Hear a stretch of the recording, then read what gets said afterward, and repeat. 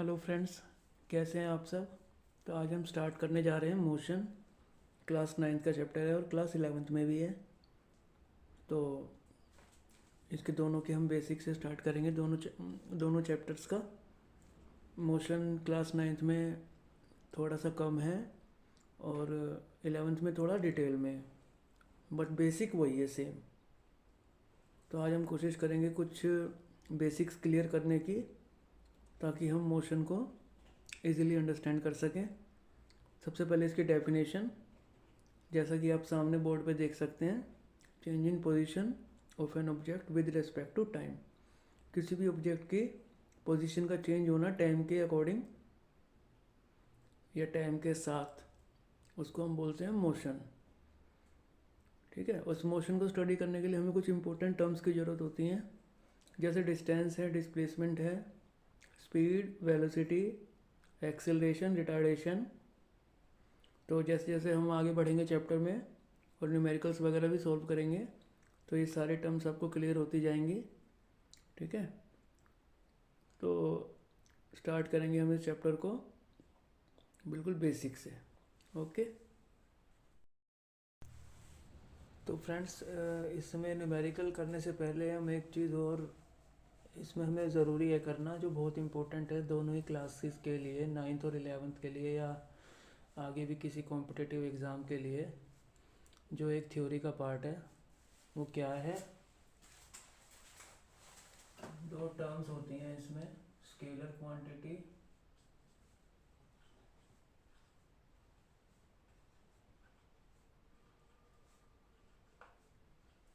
Scalar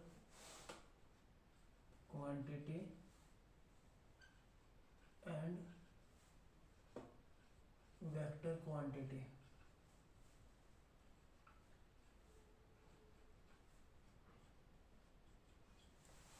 scalar quantity and vector quantity. Scalar quantities क्या होती हैं? Scalar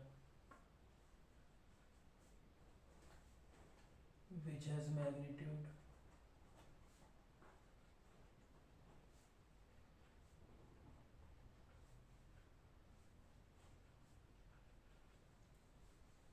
but no direction.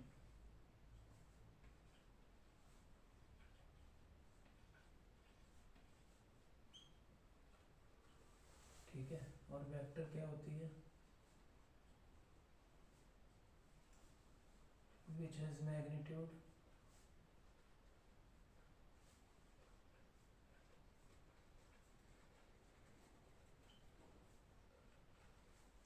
As well as direction.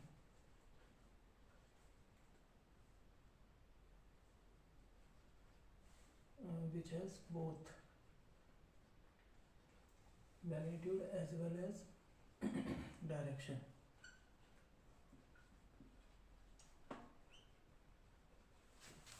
बहुत तरह की क्वांटिटीज़ हमारे पास होती हैं, उनमें से कुछ स्केलर होती हैं, कुछ वेक्टर होती हैं। स्केलर वो होती हैं जिनके पास सिर्फ मैग्नीट्यूड यानी उनका कुछ न्यूमेरिकल वैल्यू उनके पास होती है, उनकी कोई डायरेक्शन नहीं होती है। ठीक है। और वेक्टर क्वांटिटी क्या होती हैं? जिनके पास मैग्नीट्यूड तो होता ही है, उनके पास डायरेक्शन भी होती है। ठीक है। इसमें डायरेक्शन मस्ट होती है वेक्टर्स में। स्केलर में डायरेक्शन की कोई ज़रूरत नहीं होती। जैसे इनके एग्जांपल देखते हैं कुछ एग्जांपल। जैसे एक क्वांटिटी है मास। ठीक है। अब मास, किसी इंसान का मास या वेट जो भी है, उसके लिए डायरेक्शन की ज़रूरत है। आप स्ट्रेट अवे कितना बोलते हैं, कैसे बोलते हैं स्ट्रेट अवे? कि किसी भी पर्सन का या किसी भी एनिमल का या किसी भी कोई ऑब्जेक्ट है, स्पीकर है, कॉलम है, फैन है, कुछ भी है, उसका कुछ ना कुछ मास होगा। 10 kg, 20 kg, 50 kg। ठीक है। तो सिंपली हम यही तो लिखते हैं 50 kg। इसके ऊपर हम डायरेक्शन देते हैं कि नॉर्थ डायरेक्शन है या साउथ डायरेक्शन है या पॉजिटिव साइड है या नेगेटिव, ऐसा कुछ नहीं होता ना। तो ये है स्केलर। ऐसे ही डिस्टेंस, जो हमने पीछे पढ़ा था डिस्टेंस। डिस्टेंस क्या होता है? एक पाथ लेंथ। ठीक है। कि भाई किसी भी ऑब्जेक्ट ने कितना पाथ कवर किया, उसकी लेंथ। ठीक है। अब लेंथ की भी कोई डायरेक्शन थोड़ी होती है। अगर उसने पाथ कवर किया होगा, जैसे यहाँ से यहाँ तक अगर उसने कुछ कवर किया होगा तो ये उसकी लेंथ हो जाएगी बस, ठीक है ना। तो ऐसे डिस्टेंस क्या है हमारे, डिस्टेंस को हम क्या कैसे लिखते हैं, सपोज करो x मीटर, y मीटर, ठीक है, इसके ऊपर कोई डायरेक्शन थोड़ी है। और ऐसे ही हमारी होती है स्पीड, स्पीड हम किसी भी चीज़ की स्पीड मेज़र करते हैं तो कहते हैं कि भाई ये गाड़ी जो हमने जाते हुए देखी, इसकी स्पीड थी 70 kilometre per hour, 70 kilometre per hour. Example, कोई ट्रेन है, ट्रेन की स्पीड है 120 किलोमीटर पर आवर। स्पीड को हम इसे ऐसे तो लिखते हैं ना, 70 kilometre per hour, 120 kilometre per hour. इसमें ये थोड़ी बताता है किस डायरेक्शन में स्पीड थी।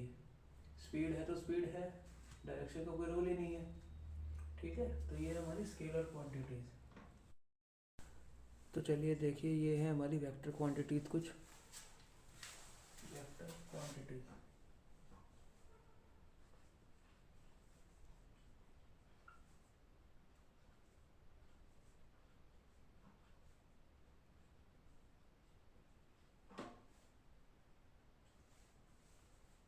इनके पास मैग्नीट्यूड प्लस डायरेक्शन दोनों चीज़ होती हैं। इसके एग्जांपल्स हैं डिस्प्लेसमेंट, अभी पीछे हमने पढ़ा है ना डिस्प्लेसमेंट, शॉर्टेस्ट डिस्टेंस बोलते हैं जिसको। डिस्प्लेसमेंट हो गया, फोर्स, उसके बाद वेलोसिटी, उसके बाद हो गया मोमेंटम,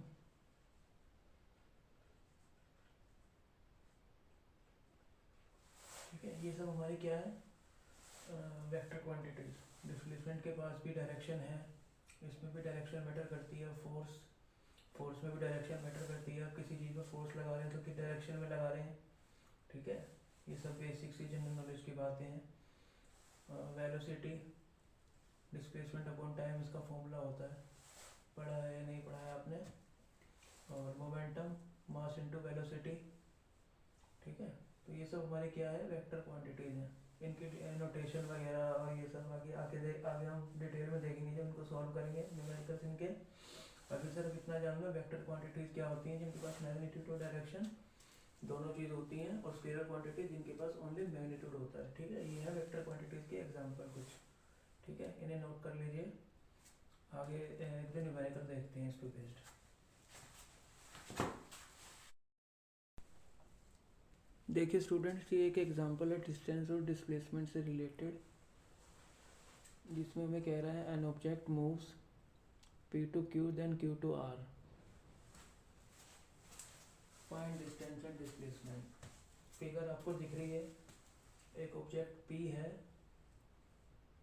इसने मूव किया P से Q और Q से R पे आया, ठीक है। तो इसमें हमें पूछा है उसने डिस्टेंस और डिस्प्लेसमेंट कितना होगा। यहाँ से यहाँ तक का जो लेंथ है वो 4 मीटर है, Q से R तक का जो डिस्टेंस है वो 2 मीटर है, और ये हमें एडिशनल में दे रखा है डॉटेड लाइन से कि P से R तक का डिस्टेंस जो है वो 2.5 मीटर है, ठीक है। इसको अभी हम देखेंगे इसका कहाँ यूज़ होगा। सबसे पहले हम डिस्टेंस कैलकुलेट करते हैं, बिल्कुल ईजी है। डिस्टेंस कितना होगा, डिस्टेंस बच्चों वाला खेल है। P से Q, Q से R, 4 मीटर, मीटर हम लास्ट में लगाएंगे, आंसर यूनिट्स जो है वो हम लास्ट में आंसर को सॉल्व करके ही लगाते हैं। 4 + 2 कितना हो गया, 6 मीटर डिस्टेंस हो गया, 6 मीटर, ठीक है। अब डिस्प्लेसमेंट,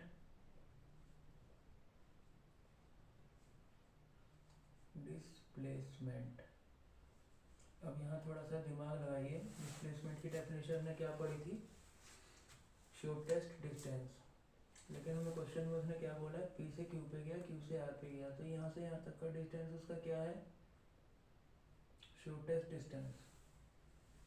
डिस्प्लेसमेंट उसका यहाँ से है यहाँ पे, तो हुआ ना पी से आर पे आया वो, तो इनिशियल पोजीशन उसकी पी थी, फाइनल पोजीशन उसकी आर थी। और डिस्प्लेसमेंट की डेफिनेशन भी हमने जब पढ़ी थी, तो हमने देखा था उसमें final position minus initial position, यही तो था ना। तो उसकी फाइनल और इनिशियल पोजीशन में क्या डिफरेंस है, वो यही तो है।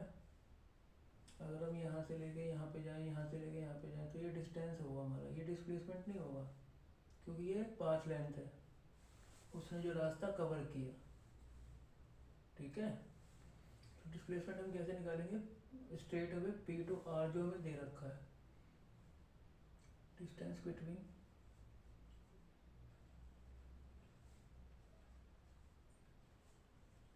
P to R is 2.5 meter, which is the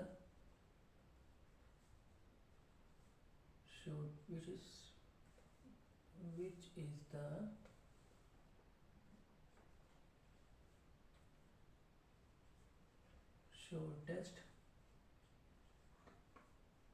distance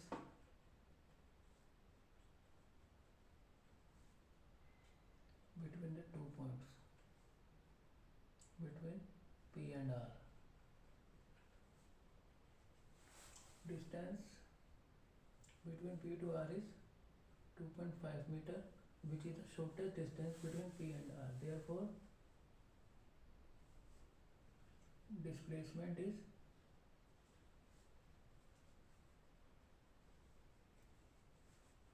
equals to 2.5 meter. बहुत बेसिक सा एग्जांपल है, अभी एक दो न्यूमेरिकल हम और देखेंगे और क्लियर होगा। ठीक है,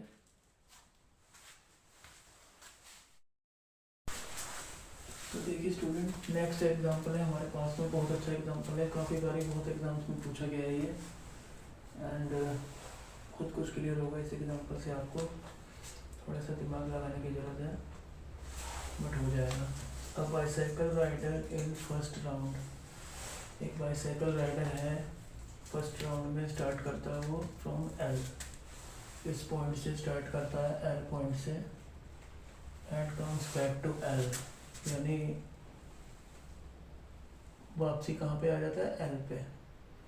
L to M, M to N, N to O and O to L. ठीक है, और in second round he start from L, दोबारा सेकेंड राउंड पे वो कहाँ से स्टार्ट करता है, एल से, and reach to point O.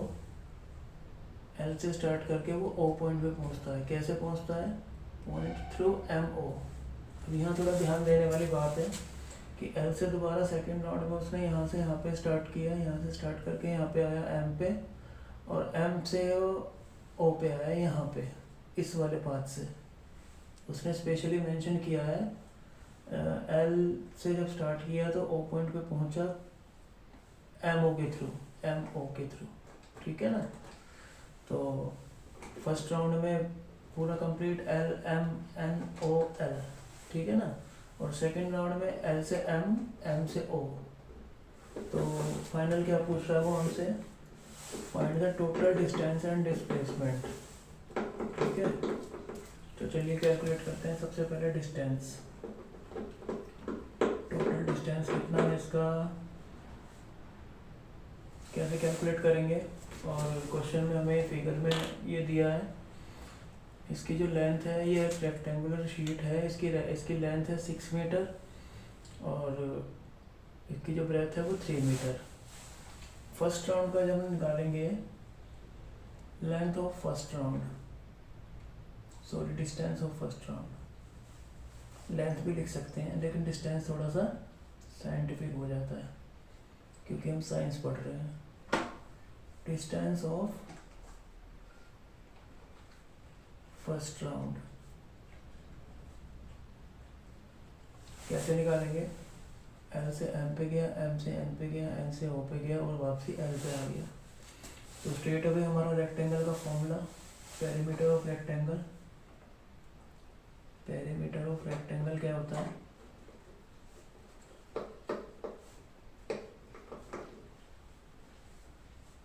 Rectangle 2 into L plus P, ठीक है ना। तो 2 इंटू एल कितना है 6 प्लस पी कितना है 3, ये आ गया 6 और 3 9, तो ये हमारा कितना आ गया 18 मीटर। फर्स्ट राउंड में जो हमने डिस्टेंस कवर किया वो कितना हुआ 18 मीटर। इन सेकेंड राउंड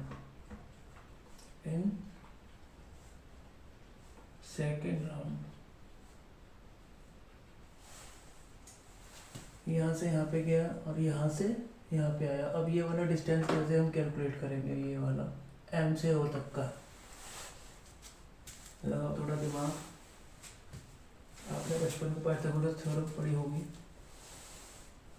तो उस पाइथागोरस थ्योरम का ही हम यूज़ करेंगे। जैसा कि हम सब जानते हैं रेक्टेंगल है तो Pythagoras theorem right angle triangle पे लगती है। ये एक ट्रायंगल है और यहाँ पे रेक्टेंगल अपने कॉर्नर्स पे 90 डिग्री का एंगल बनाता है, राइट एंगल।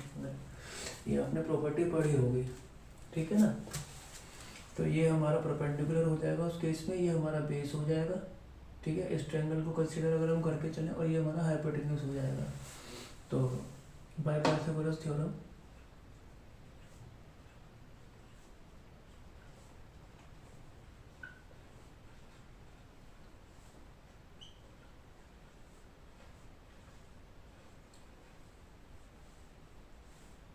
इन ट्रायंगल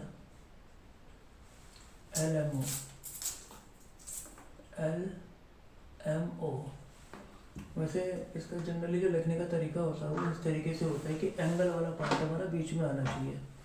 तो हम इसको लिख सकते हैं ट्रायंगल OLM।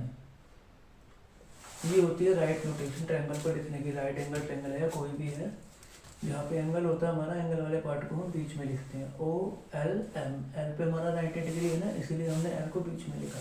वैसे नेमिंग आप किसी भी तरीके से कर सकते हैं, कोई मैटर नहीं करता, लेकिन एक थोड़ा अच्छा इंप्रेशन देने के लिए हम कुछ रूल्स को फॉलो करते हैं, ठीक है, ताकि जो हमारा चेकर है, हमारा एग्ज़ाम को जो चेक कर रहा है पेपर को, वो समझ पाए कि हाँ हम इस चीज़ को समझते हैं, इस चीज़ को जानते हैं। तो by Pythagoras theorem in triangle OLM hypotenuse का square is equal to base का स्क्वायर प्लस परपेंडिकुलर का स्क्वायर, ठीक है। ये होती है पाइथागोरस थ्योरम।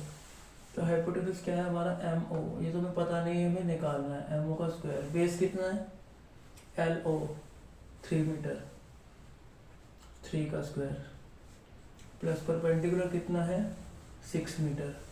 रेक्टेंगल की अपोजिट साइड इक्वल होती है ना, ये 6 है तो ये भी 6 होगा, ये 3 है तो ये भी 3 होगा, ठीक है।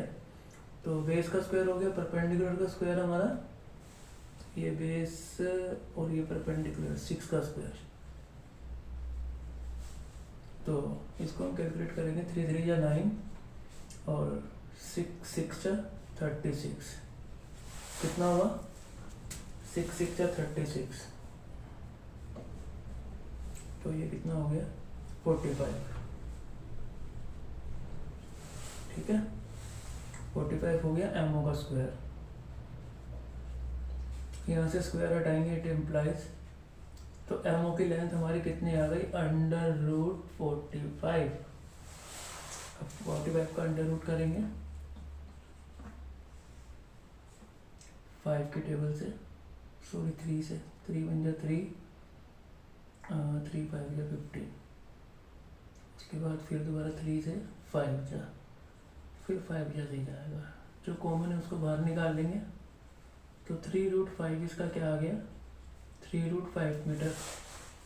MO की लेंथ आ गई 3√5 मीटर,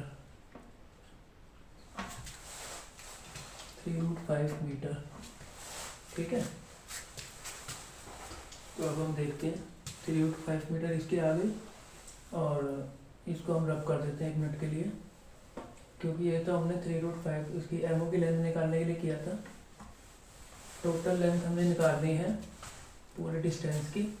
फर्स्ट राउंड की तो हमने निकाल ली थी 18 मीटर, और सेकंड राउंड की, now in second round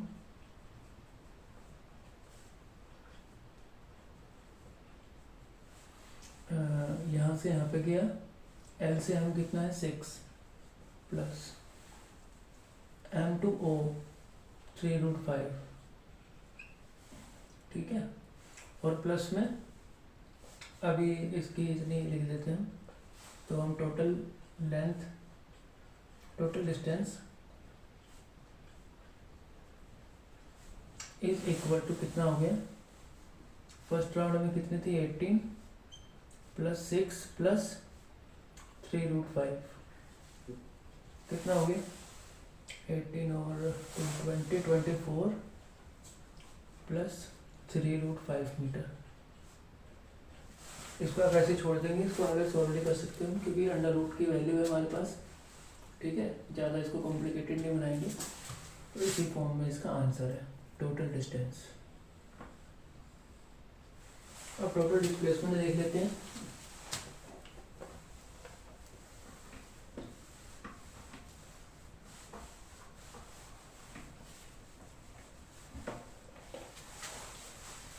distance हमने कैलकुलेट कर लिया टोटल, और टोटल डिस्प्लेसमेंट हमारा कितना है। सबसे पहले फर्स्ट राउंड में वो यहाँ से यहाँ पे गया था, पूरा चक्कर मार के वापसी L पे आ गया था, और सेकंड राउंड में वो L से M पे, फिर M से O पे। तो यही तो हुआ shortest distance, initial position final position में डिफरेंस, तो यही बचा L से M का। तो स्ट्रेट अवे हमारा डिस्प्लेसमेंट कितना हो जाएगा,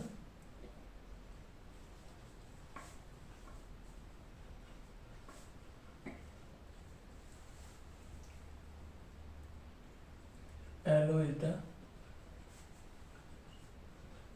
shortest distance.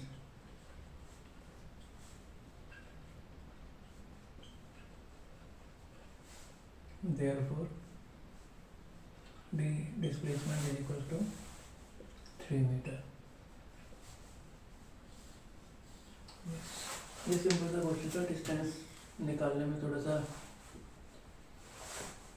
वो था, इसमें ट्रिक था, ठीक है।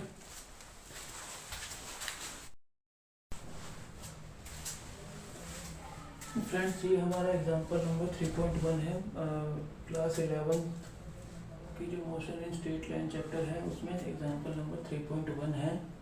बिल्कुल बेसिक सा एग्जांपल है, और इसमें हमें एवरेज स्पीड और एवरेज वेलोसिटी पूछी है। तो थोड़ा सा हम एवरेज स्पीड और एवरेज वेलोसिटी के बारे में जान लेते हैं, ठीक है। अभी तक हमने स्पीड और वेलोसिटी, स्पीड तो हमने देखा था, स्पीड और वेलोसिटी उसमें स्केलर और वेक्टर क्वांटिटी जैसे हमने देखी थी। तो स्पीड जैसे नॉर्मली आप सब जानती हैं, स्पीड क्या होती है, rate of change of distance per unit time, है ना। स्पीड का फॉर्मूला यही तो होता है, डिस्टेंस अपॉन टाइम। और वेलोसिटी क्या होती है, वेलोसिटी भी एक टाइप की स्पीड ही है। Velocity is also speed but it includes direction, ठीक है। तो वेलोसिटी में हम डिस्प्लेसमेंट, डिस्टेंस की जगह डिस्प्लेसमेंट लिख लेते हैं, डिस्प्लेसमेंट अपॉन टाइम, है ना। ये बेसिक से फॉर्मूले हैं, ठीक है। बाकी इनके जो dx वाले या डिफरेंशियल वाले जो पार्ट हैं वो आगे हम न्यूमेरिकल्स में देखेंगे। अभी फिलहाल के लिए सिंपल हम लेके चलेंगे, speed is equal to distance upon time, velocity is equal to displacement upon time. इनको आगे जैसे हम हाई लेवल पे पढ़ते हैं तो कुछ नोटेशंस अलग हो जाती हैं इनकी, स्पीड को हम अलग तरीके से लिखते हैं, वेलोसिटी को अलग तरीके से लिखते हैं, कुछ डिफरेंशियल वगैरह की फॉर्म में, ठीक है, वो बाद में देखेंगे। अभी सिंपल एग्जांपल्स आते हैं। तो ये तो नॉर्मल, ये तो सिंपली हमारा क्या हो गया, सिंपल स्पीड और वेलोसिटी। अब इसमें एवरेज स्पीड और एवरेज वेलोसिटी क्या होती है। एवरेज स्पीड का मतलब है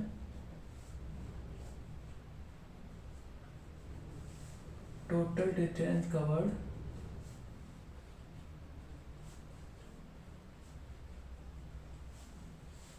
टोटल टाइम,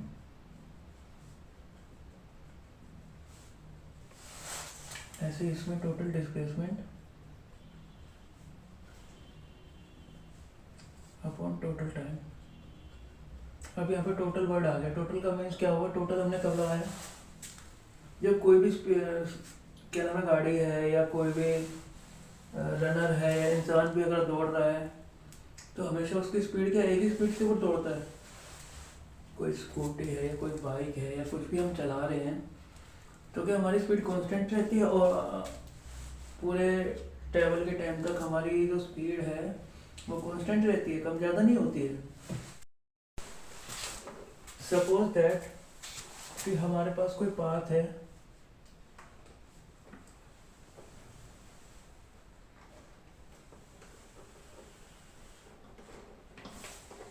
ये है ए और ये है बी, ठीक है। ए से बी पे हमें जाना है और बीच में कुछ इस टाइप से जो है वो ब्रेकर्स बने हुए हैं, इसको हम ऐसे डिनोट कर रहे हैं।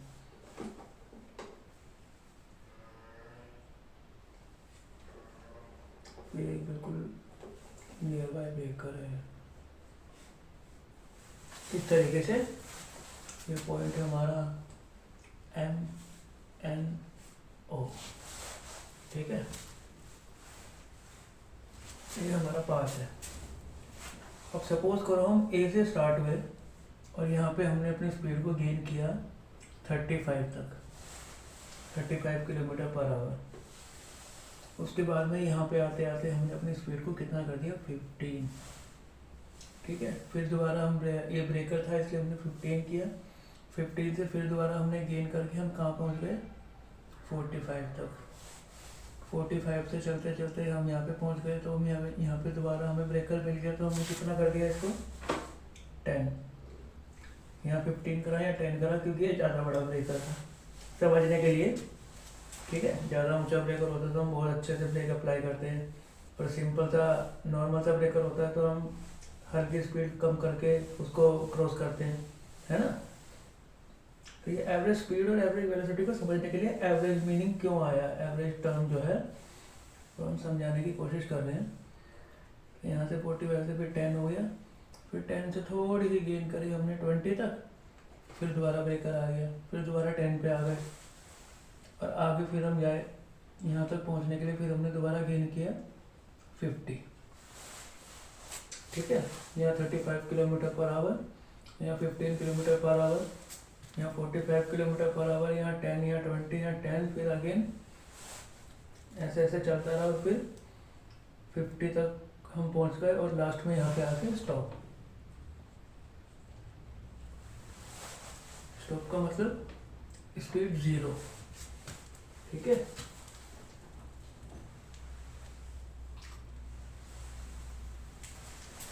तो अब कोई इंसान अगर पूछे कि आपकी स्पीड क्या थी तो कौन सी बताओगे, 35 बताओगे, 15 बताओगे, 45 बताओगे या 10 बताओगे, इसमें से कौन सी स्पीड आप बताओगे कि आप किस स्पीड से आए हो, ठीक है। क्योंकि कम ज़्यादा हुई है बीच में स्पीड, आप ऐसे तो बताओगे नहीं कि भाई इतने से इतने किलोमीटर तक मैं 35 पे था और उसके बाद 15 हो गया, उसके बाद 45 हो गया, ये तो कोई तरीका है नहीं बताने का। इसीलिए हमें क्या कॉन्सेप्ट का यूज़ करना पड़ा, एवरेज स्पीड का। एवरेज मीनिंग यहाँ से आया, तो हम इसकी टोटल एवरेज स्पीड को काउंट कर लेते हैं, ठीक है। तो एवरेज स्पीड हम कैसे निकालते हैं, यहाँ से यहाँ तक का डिस्टेंस होगा कुछ सपोज करो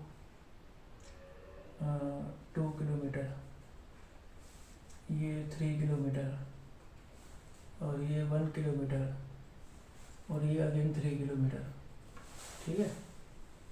और यहाँ से यहाँ तक जाने में आपको टाइम लगा सपोज 10 मिनट, मीटर में लिख लेते हैं इसको, किलोमीटर, 10 मिनट, 30 मिनट, और यहाँ से यहाँ तक जाने में आपको 5 मिनट। इस तरीके से अलग अलग टाइम में लगी। तो एवरेज स्पीड निकालने के लिए हम क्या करते हैं, total distance 2 + 3 + 1 + 3 divided by total time taken, जितना भी हमने टाइम लिया है, 10 + 30 + 5। अब यहाँ पे एक चीज़ नोट करने के लिए देखो, डिस्टेंस तो हमारा किलोमीटर में है और ये हमारा टाइम जो है वो मिनट में है, तो किलोमीटर के साथ में हमेशा आवर लेना पड़ता है हमें। तो इन सारे टाइम्स को हम आवर में कैलकुलेट करेंगे, पहले आवर में कन्वर्ट करके फिर कैलकुलेट करेंगे इसको, ठीक है ना। वो बाकी जैसे जैसे हमारा एग्जांपल आएंगे हम कन्वर्ट करना भी सीखेंगे। अभी ये सिर्फ बेसिक था एवरेज स्पीड को समझाने के लिए, ठीक है। तो यहाँ से वही एवरेज वेलोसिटी होता है, ठीक है। एवरेज वेलोसिटी में वो डिस्प्लेसमेंट आ जाता है कि भाई कहाँ कौन सी डायरेक्शन में हमने कितनी स्पीड रखी, बस उसको हम डिस्प्लेसमेंट बोल देते हैं, ठीक है। बाकी क्वेश्चन करेंगे तो पता चलेगा। तो क्वेश्चन में हमें बोलता है a car is moving along a straight line, ये मैंने कुछ इस तरीके से फिगर बनाई है। यहाँ पे नेगेटिव साइड है, यहाँ पे पॉजिटिव साइड है। एक्स एक्सिस की कोऑर्डिनेट सिस्टम में पढ़ा है ना अपने, ग्राफ्स वगैरह ड्रॉ करते हैं। ये पॉजिटिव एक्स एक्सिस और ओरिजिन से लेफ्ट में नेगेटिव एक्स एक्सिस, ठीक है।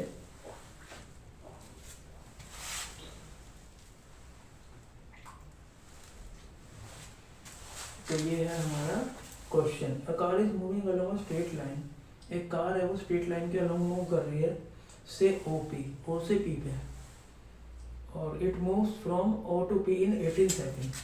ओ से पी तक जाने में उसको कितना टाइम लग रहा है? 18 सेकेंड, ठीक है। उसके बाद and return from P to Q, P to Q पे वापसी आ रही है वो कार यहाँ पे। यहाँ से यहाँ तक उसको कितना टाइम लग रहा है? 6 सेकेंड, ठीक है। तो what are the average velocity and average speed of the car. तो एवरेज स्पीड और एवरेज वेलोसिटी पूछी है हमसे। ए पार्ट में क्या है? From O to P, O से पी जब जा रही है, ओ से पी जा रही है, तो फर्स्ट पार्ट में हमने क्या पूछा? ओ से P, from O to P average speed. Average speed वही total distance divided by total time. O से पी में जाने के लिए कितना उसको कितने डिस्टेंस कवर किया?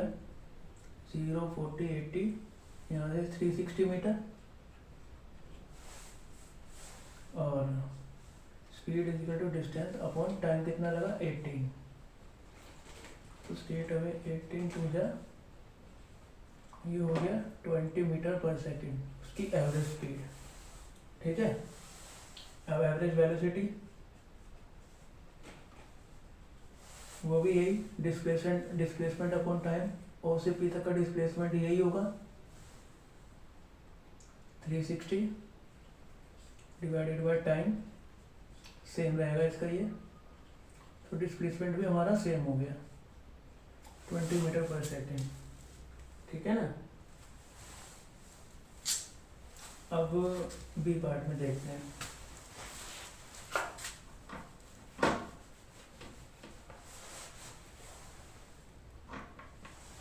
बी पार्ट में क्या कह रहा है? From O to P and back to Q. O से पी पे गई और पी से क्यू पे आ गई वापसी, ठीक है। तब एवरेज स्पीड और एवरेज वेलोसिटी निकालनी है। तो इस केस में हम एवरेज स्पीड कैसे निकालेंगे? टोटल डिस्टेंस यहाँ पे बढ़ जाएगा। 360 तो यहाँ तक था और 40 का गैप है यहाँ पे। ये कितना हो गया? 40, 80 और 120, यानी टोटल डिस्टेंस कितना हो गया? 360 प्लस 120 और divided by total time taken. यहाँ से यहाँ तक जाने में 18 सेकेंड और यहाँ से यहाँ तक जाने में 6 सेकेंड। ये कितना हो गया? 18 प्लस 6। इसको सॉल्व करेंगे। ये 0 का 0,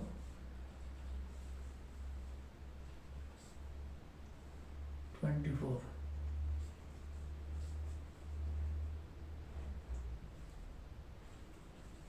यहाँ पे भी हमारी जो एवरेज स्पीड है वो 20 मीटर पर सेकेंड ही आई।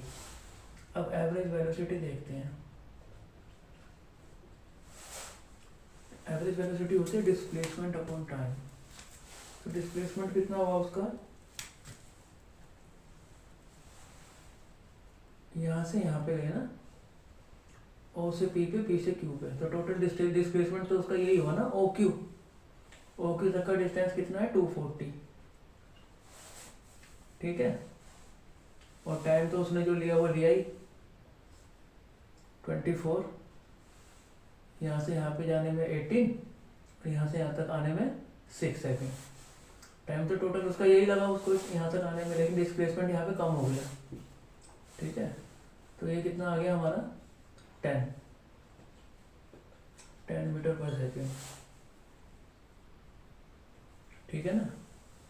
तो ये हमारा पॉजिटिव है और सब पॉजिटिव में चल रहा है क्योंकि हमारा पॉजिटिव एक्स एक्सिस है, ठीक है ना, डायरेक्शन कहीं चेंज नहीं हुई।